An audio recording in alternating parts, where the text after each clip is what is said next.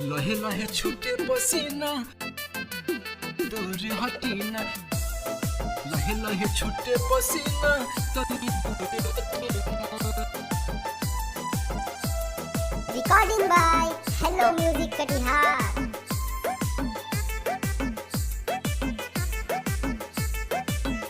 धीरे धीरे धीरे धीरे सांस मोर फूले, ये जी छोड़ी ना।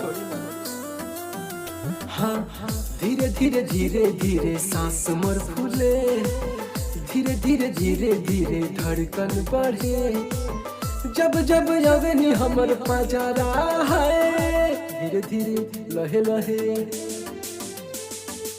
लहे लहे छूटे पसीना तनी दूर हटीना, लहे लहे छूटे पसीना तनी दूर हटीना, ये जी तनी दूर हटीना,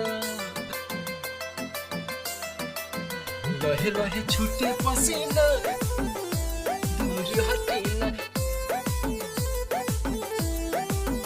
लहे लहे छूटे पसीना दूर हटीना, लहे लहे छूटे पसीना।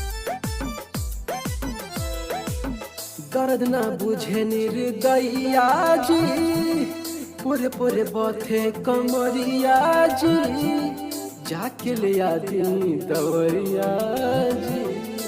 अरे जाई ना, दर्द ना बुझे निर्दया जी, पूरे पूरे बथे कमरिया जी, जाके ले आती दवरिया जी। सुनी ना बोलम हमके ऐसे नसीना, सुनी ना बोलम हमके ऐसे नसीना, लहे लहे लहे लहे लहे लहे छूटे पसीना तनी दूर हटीना, लहे लहे छूटे पसीना तनी दूर हटीना, तनी दूर हटीना,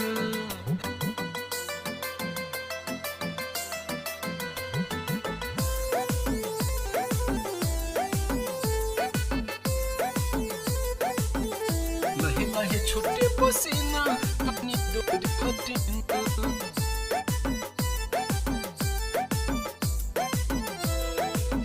हाथा काठा तोर शरीरिया हो, रगड़े लगलिया पगड़िया हो, खोलेला रोज हमर सरिया हो। इस रुकी ना, हाथा काठा तोर शरीरिया हो, रगड़े लगलिया पगड़िया हो, खोलेला रोज हमर सरिया हो। सुनिए साहिल सागर बतिया मनीना, छोड़िए साहिल सागर बतिया मनीना, लहे लहे लहे लहे भर भर छूटे पसीना तनी दूर हटीना, लहे लहे छूटे पसीना तनी दूर हटीना। अरे हटीना।